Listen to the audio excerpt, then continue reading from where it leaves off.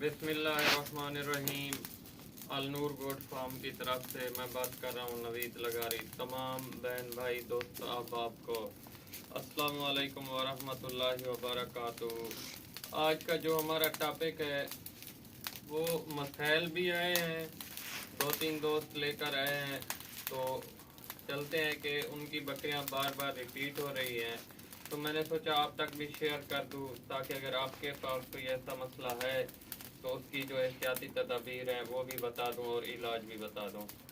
तो सबसे पहले रिपीट करते हैं, सर्दियों में एहतियाती तदाबीर आपके सामने है। आग जलाई हुई है पूरे वाड़े में और बकरियां आप देख रहे हैं किस तरीके से खुद को आग से कैसे गर्म कर रही हैं और एनर्जी खुद ब खुद कैसे कंसीव और रिसीव कर रही हैं। तो ये बहुत ही लाजमी थी एहतियाती तदाबीर। गोट फार्मिंग में छोटे छोटे से पॉइंट होते हैं, 0.0 के बराबर भी हो तो वो हम मिस नहीं कर सकते। अगर मिस करते हैं तो फिर कभी कामयाब नहीं होते। तो चलते हैं अपने टॉपिक की तरफ। आज कुछ ऐसे दोस्त आए हैं, वो हमसे उम्र में भी ज़्यादा थे, तजर्बे में भी ज़्यादा थे। तो उनका चरवाहे थे, उनका मसला ये था जो हमारे इलाके के लोकल, उनकी वीडियो बनाना और उनकी बातें शायद हमारी जो लैंग्वेज है वो सिरैकी लैंग्वेज है, शायद आपको समझ ना आ पाती। तो आपको समझाने के लिए मैंने सोचा वीडियो भी बन सकती थी, शॉप के ऊपर टाइम ईजी था, लेकिन उनकी बातें या जिस तरीके से उनको समझाया गया आपको समझ ना आता।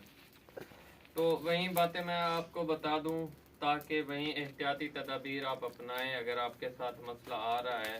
तो उनका जो मसला था वो ये था कि बकरियां जो उनकी थी बार बार रिपीटिंग में आ रही थी।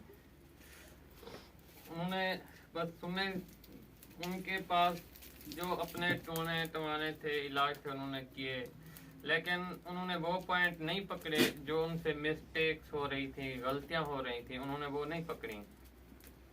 तो उनकी बात सुनी, जो उनसे गुफ्तगू हुई, उनसे यही गुफ्तगू हुई। उनमें उनके पास कुछ ऐसी पैलेंट पट्ठे थी जो पहली बार क्रॉस हो रही थी, वो 10 से 15 दिन भी नहीं लेती थी, 8वें दिन 10वें दिन 20-22 दिन तक भी नहीं जाती थी, दोबारा रिपीट हो जाती, क्रॉसिंग के लिए तैयार हो जाती। तो जो कुछ उनसे सवाल, उनके मसाइल थे, कंप्लीटली तौर में आपको बताना चाहता हूँ। वो ये थे कि कुछ बड़ी बकरियां भी थीं। जब मैंने उनसे पूछा कि आप क्या खुराक क्या खिला रहे हैं, तो उन्होंने कहा कि कपास अब ख़त्म हो रही है, तो कपास के पत्ते और कोई गोटी वगैरह जो होती है वो खाते हैं कपास वाले, जिसमें कपास की रोई और बीज होता है। तो शायद वो साथ साथ कोई किकर दरख्त के या पीपल वगैरह के तने पत्ते भी खिला रहे थे, सरई वगैरह के साथ साथ जो होते हैं। तो उधर से जो मुझे पॉइंट मिला वो यही पॉइंट मिला कि जो चीज़ वो खिला रहे थे उनमें एस्ट्रोजन का लेवल ज़्यादा था। ये एक ऐसा हार्मोन है एस्ट्रोजन जो बकरियों को रिपीट होने के लिए दोबारा, जो एक ऐसी खुराक जो हम बकरी को खिलाते हैं। एस्ट्रोजन तो वैसे बकरी में रिपीट होने के लिए ये एक ऐसा हार्मोन है जो बकरी को उकसाता रहता है रिपीट होने के लिए। अगर उसकी मिकदार बढ़ जाए तो बकरी को उसका जो प्रोसेस है वो भी कंप्लीट नहीं होने देता, दोबारा हीट के लिए तैयार कर देता है। तो वो खिला रहे थे और उनसे जो मैंने सवाल पूछा, कुछ मसाइल ऐसे भी आते हैं उनसे भी हमें सवाल पूछना पड़ता है, जवाब हम उसका खुद ही उनको देते हैं।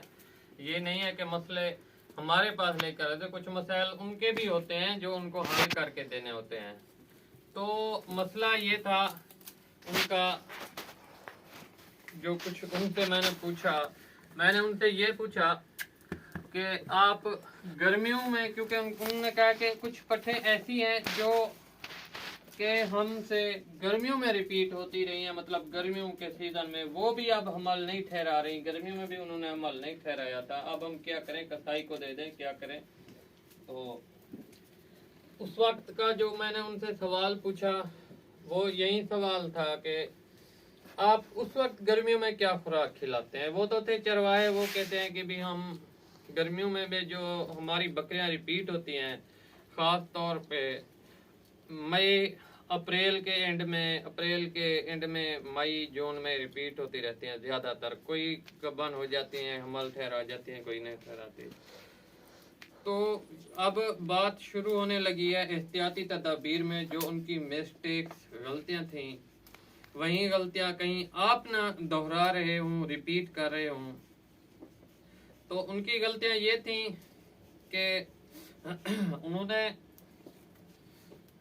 इस सीजन में जो कपास की गोटी वगैरह होती है, सबसे पहले तो स्प्रे के भी असरात होते हैं, तो वो भी जानवर के अंदर जो कपास को स्प्रे की जाती है। हालांकि 20-10 मतलब ये एक सीजन जो होता है, ये गंदम वाला सीजन जो है, ये शॉर्ट होता है, कपास का लॉन्ग होता है। कम से कम ये 6 माह का कंप्लीट सीजन होता है। तो इस दौरान कपास को कम से कम मेरे अंदाजे के मुताबिक 10 से 12 स्प्रे हो जाते हैं। तो जब स्प्रे एक पत्ते के ऊपर होती है, तो जहाँ तक मेरी सेंस, जहाँ तक मेरा काम और मेरी ऑब्जर्वेशन, मेरा माइंड काम करता है, वो यही करता है कि उन पत्तों से भी हीट मिलती है। वो भी स्प्रे शुदा पत्ते जो होते हैं, वो भी जानवर के अंदर जाकर स्ट्रोजन के लेवल को बढ़ाते हैं। और उसके जब स्ट्रोजन का लेवल बढ़ता है तो जानवर बार बार रिपीटिंग में आता है। और उसके साथ साथ जो उनको भरपूर ग़िज़ाइयत ताकत मिलती है, जो स्ट्रोजन के लेवल को बढ़ाने के लिए होती है, जो कपास के बीज वाली गोटी होती है उससे। तो उसको हम तो वैसे गोगड़ी वगैरह कहते हैं, आप अपनी ज़बान में जो भी कहते हैं, मैं आपको सादा समझा रहा हूँ। जो गोटी लगी हुई होती है जिसमें कपास और बीज होता है, उससे भी स्ट्रोजन का लेवल बढ़ जाता है, जिसकी वजह से उनकी बकरियां बार बार रिपीटिंग में अमल में आ रही थी। 22 दिन भी पूरे नहीं निकालती थी, वो खुद परेशान थे। और जो उनसे बड़ी मिस्टेक हुई थी वो ये हो रही थी कि उन्होंने ब्रीडर भी बीच छोड़े हुए थे 2-3। वो भी ब्रीडर, जब आप सबसे पहली एहतियाती तदाबीर कि जब आपकी बकरी क्रॉस हो जाती है, तो क्रॉस करवाने के बाद आप उनसे ब्रीडर निकाल लें, या आप बकरी को ब्रीडरों के साथ न रखें। सबसे पहली एहतियाती तदाबीर। और दूसरी एहतियाती तदाबीर क्या है, जो मैं आपको पहले भी अर्ज कर चुका हूँ। कपास खिला रहे थे स्प्रे के असरात की वजह से, और उसी गोगड़ी और गोटी की वजह से, जिसमें कपास का बीज होता है, रोई होती है, उसकी वजह से स्ट्रोजन का लेवल बढ़ जाने की वजह से उनकी बकरियां बार बार रिपीटिंग में आ रही थी। तो आप जो भी बहन भाई बकरा पाल फार्मर हजरात हैं, अगर आप चराई पे नहीं भी ले जाते, क्या है ये ले, तो आप चराई के ऊपर नहीं ले जाते, तो आप कोशिश करें कि अपनी बकरियों को क्रॉसिंग के बाद, अगर आपकी कोई बकरी क्रॉस होने वाली है, तो कोशिश करें कि क्रॉसिंग के बाद उनको ख़ास तौर के ऊपर गंदम के दाने भी ना खिलाएं। क्योंकि गर्मियों में भी जो उनकी बकरियां रिपीट हो रही थी, वो भी मैं इसी ऑब्जर्वेशन तक पहुंचा हूं कि गंदम की कटाई के बाद जब वो लेके जाते थे, गंदम का सिट्टा वगैरह खाते थे जानवर, तो उससे भी, गंदम से भी जानवर के स्ट्रोजन का लेवल बढ़ता है। तो गर्मियों वाला भी उनका मसला अब हल हो गया है। जो उनको एहतियाती तदाबीर बताई है, इंशाल्लाह वो भी रिपीट नहीं होगी अब। और इसके बाद अब जो फिलहाल का उनका मसला था, वो भी यही था कि कपास की गोटी खाने की वजह से, कपास के पत्ते जिसके पर स्प्रे वगैरह ज्यादा होती है, जो जानवर के अंदर जाकर हीट पैदा करती है, तो वो स्ट्रोजन के लेवल को बढ़ा देती है। तो उसको कंट्रोल करने के लिए मैंने कहा है कि आप कोशिश करें, जो आप, चलो बाकी आपकी गबन बकरियां हैं, छोटी पट्टे हैं, उनको लेकर जाएं।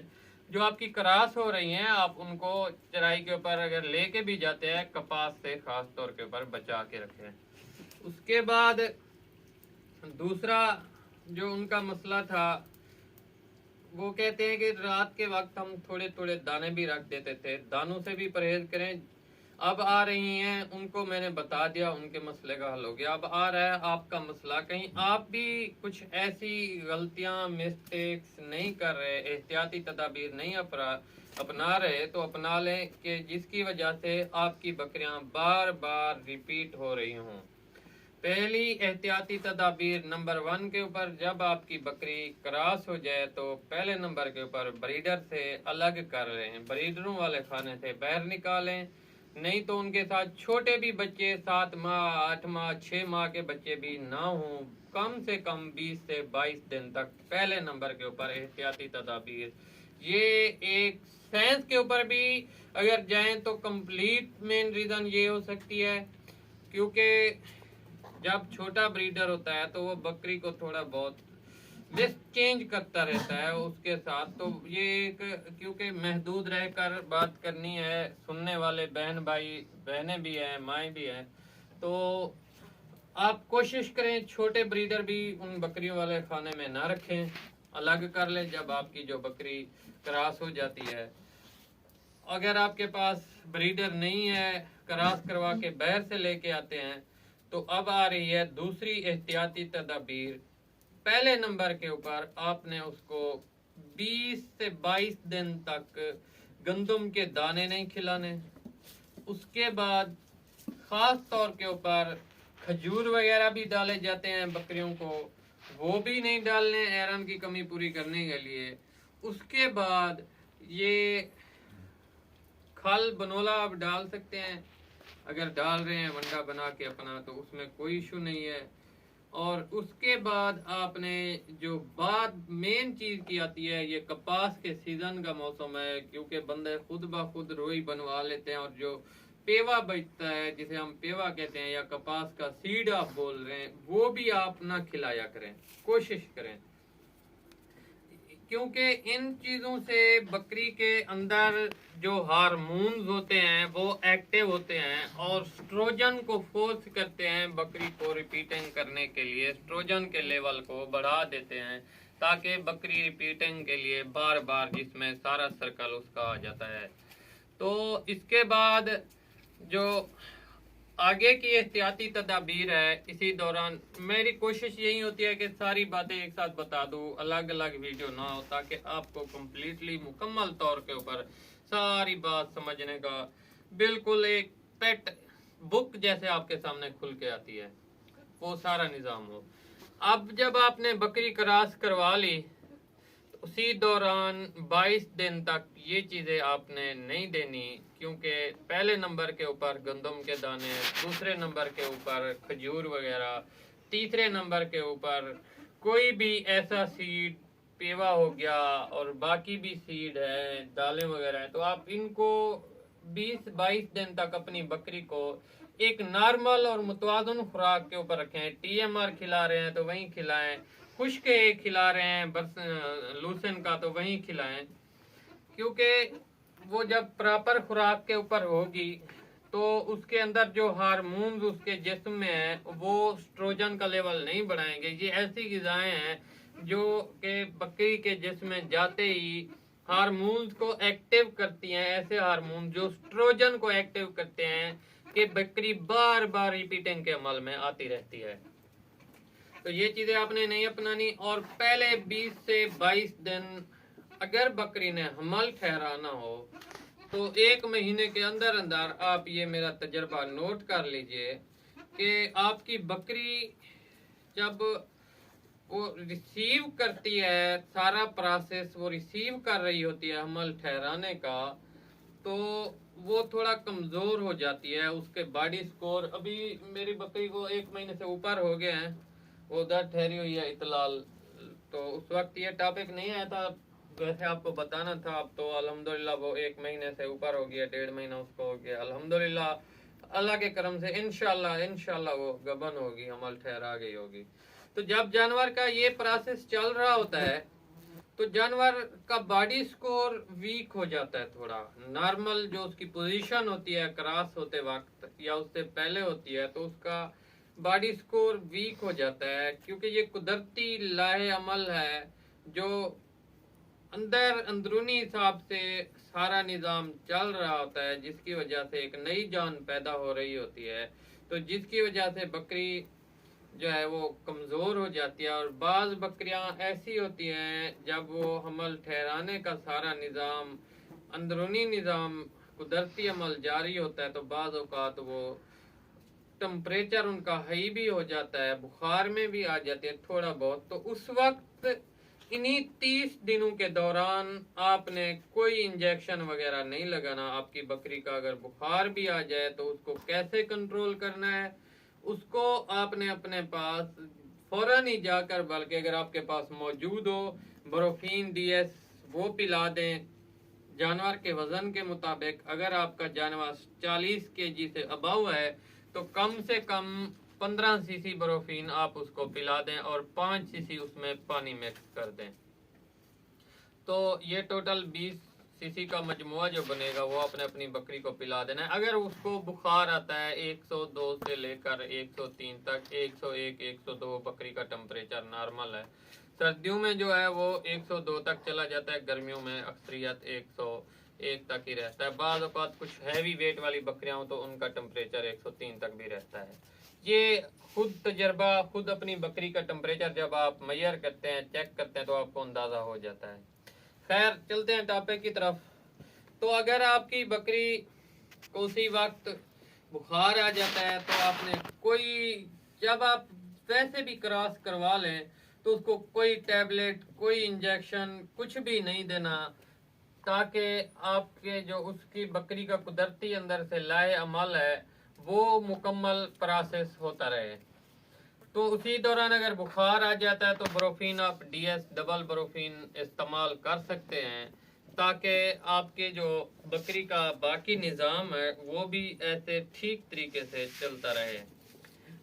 ये थी एहतियाती तदाबीर जो बकरियां बार बार रिपीटिंग में आ रही होती हैं, तो उनके लिए मैंने यही सोचा कि आपको बता दूं, ये वीडियो आप तक भी शेयर कर दूं, ताकि मेरे किसी भी चाहने वाले, मोहब्बत करने वाले बहन भाई के साथ अगर ये मसला हो तो वही मिस्टेक्स आप भी रिपीट कर रहे हों तो फिर इनसे बचिए। ये बहुत ही अहम वीडियो है, क्योंकि नए बकरा पाल हजरात वो कोशिश करते हैं कि हम अपनी बकरी को मोटा ताज़ा तगड़ा कर रहे हैं, वो तगड़ा नहीं कर रहे होते। उसी दौरान उसका जो हमल का जो कुदरती लाहे अमल है वो ख़राब हो रहा होता है। जब आप उसको दोबारा खुराक देते हैं तो फिर वो दोबारा उसके जिस्म के अंदर हार्मोन्स एक्टिव होते हैं, एस्ट्रोजन एक्टिव हो जाता है, जिसकी वजह से बकरी दोबारा रिपीटिंग में आ जाती है। 22 दिन भी पूरे नहीं निकाल पाती और वो दोबारा रिपीटिंग में आ जाती है, क्रॉस होने के लिए तैयार हो जाती है। तो ये हमारा टॉपिक इधर कंप्लीट हुआ। आगे का जो है वो टॉपिक ये है, वैसे कुछ बकरियां जो वैसे भी हमल नहीं ठहराती तो उनमें कुछ और मसाइल होते हैं। किसी को प्रोजेस्टेरॉन की कमी होती है और किसी का वैसे भी कुछ और अंदर बच्चेदानी जो है उसका भी मसला होता है, वो ठीक तरीके से कंसीव नहीं कर पाती, उनका भी जो इलाज है। ये 3-4 टॉपिक है, इनके ऊपर अलग वीडियो बनेगी। प्रोजेस्टेरॉन के इंजेक्शन का जो इस्तेमाल है वो कैसे हमने करना है और किन किन बकरियों के ऊपर किया जाता है वो भी हम बता देंगे। हर बकरी के ऊपर नहीं करना होता, जिसको कमी होती है वो देखना पड़ता है, वो भी मैं आपको अलग वीडियो में बता दूंगा। इसके बाद जो अबार्शन, मतलब बकरियों में हमल गिराने का, जो बकरियां अडल्ट नहीं कर सकती, अपने बच्चों को सही तरीके से नहीं अडॉप्ट कर पाती, अंदरूनी तरीके से अपने जिस्म में गिरा देती हैं, तो उनका भी आगे टॉपिक आने वाला है। अगर आपका इसी दौरान कोई मसला चल रहा है, आपकी बकरियों का इशू चल रहा है, तो कांटेक्ट नंबर मैं दे दूंगा, पहले नंबर दिया हुआ होता है, आप कांटेक्ट कर लें। कॉल, व्हाट्सअप, यही सेम ही नंबर है, सारा कुछ इसी नंबर के ऊपर बना हुआ है, व्हाट्सअप भी, कॉल भी।